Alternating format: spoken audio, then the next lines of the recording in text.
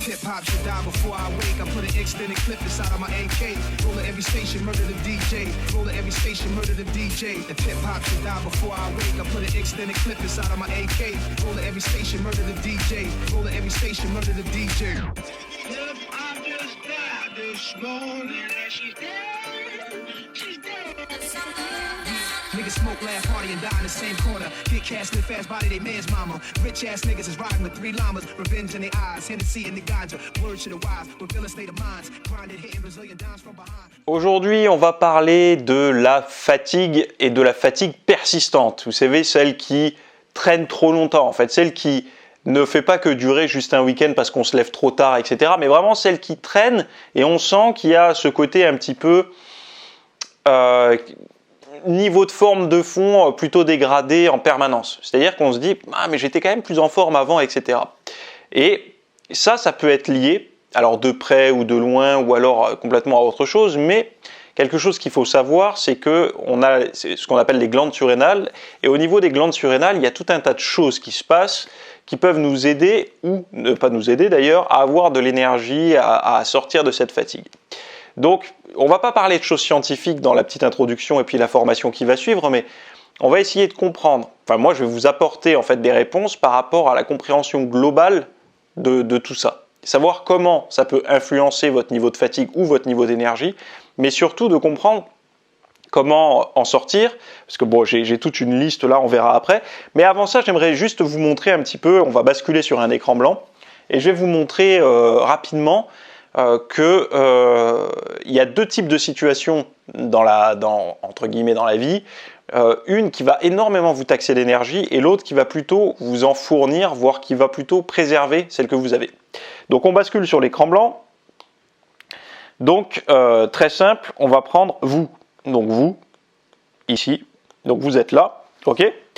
Et vous allez avoir affaire à 2 types de situations. Plutôt les situations agréables et les situations désagréables. Donc on va dire plutôt les bonnes et les moins bonnes. Donc on va dire les bonnes ici et les mauvaises ici. Donc vous avez à la fois les bonnes et à la fois les mauvaises situations. En fait, il va se passer une chose qui va différer entre les deux, c'est votre gestion de l'énergie. C'est-à-dire que pendant, par exemple, admettons, là, vous allez avoir affaire à une bonne situation. Par exemple, vous regardez cette vidéo, vous êtes content, vous apprenez quelque chose, etc. Vous êtes plutôt bien.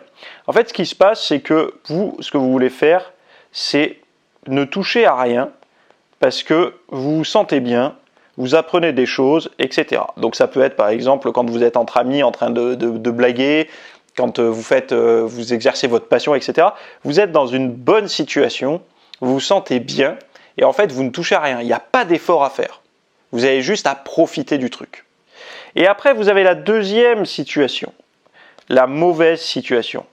Donc, par exemple, c'est quoi la mauvaise situation? Ça peut être je sais pas moi, une engueulade, des conflits au boulot, ça peut être une situation financière délicate, ça peut être une dépression, ça peut être de l'anxiété, ça peut être tout un tas de choses qui sont vraiment des situations d'inconfort pour vous. Et là, par contre, tout ce que vous avez envie, c'est sortir en fait de cet état-là.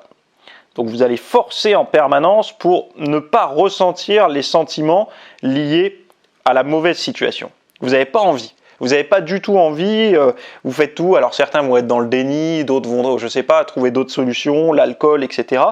Mais vous voulez tout faire pour ne pas ressentir ça là, cette mauvaise situation. Ça vous met dans l'inconfort. Mais en fait, le truc qu'il y a, c'est que ici, quand vous êtes là, c'est passif. Et quand vous êtes là, c'est actif. Ok? Donc là, vous êtes en passif, là, vous êtes en actif. Et quand vous êtes en passif, vous n'avez rien besoin de faire. L'énergie est plutôt conservée, voire régénérée, par exemple, si vous êtes entre amis. Par contre, si vous êtes dans une mauvaise situation, vous êtes actif, mais actif pour en sortir. Et le fait d'être actif pour en sortir, eh ben, ça épuise l'énergie. Et en fait, on va voir dans la formation, donc on repasse maintenant à l'écran, on va voir dans la formation pas mal de choses pas mal de choses différentes par rapport à tout ça. Alors bien sûr, je ne vais pas vous apprendre à sortir de vos situations et tout ça, mais je vais vous donner par contre des outils pour réussir à être dans un état d'arriver en fait à comprendre, à détecter tout ça, et surtout, je vais vous donner tout le sommaire d'un coup. Hop, comme ça c'est fait. Alors, j'ai tout noté ici. Où est-ce que c'est? C'est là. Donc voilà, donc je vais vous donner le sommaire. Donc on va parler définition simple des glandes surrénales. Comment savoir si vos glandes surrénales sont épuisées, la liste du spécialiste. Pourquoi vous êtes fatigué sans avoir de soucis de santé et la façon d'y remédier. Ce qu'il ne faut jamais faire en cas de fatigue persistante si vous souhaitez éviter le burn-out. Inclus fiche repère avec tous les outils pour sortir de cette fatigue. Les 10 étapes pour se remettre en forme. Et des recommandations autres, des petits bonus. Voilà. Donc, si ça vous intéresse, ce genre de contenu, vous avez le lien directement et tous ceux qui sont déjà inscrits, ça continue dans l'espace VIP.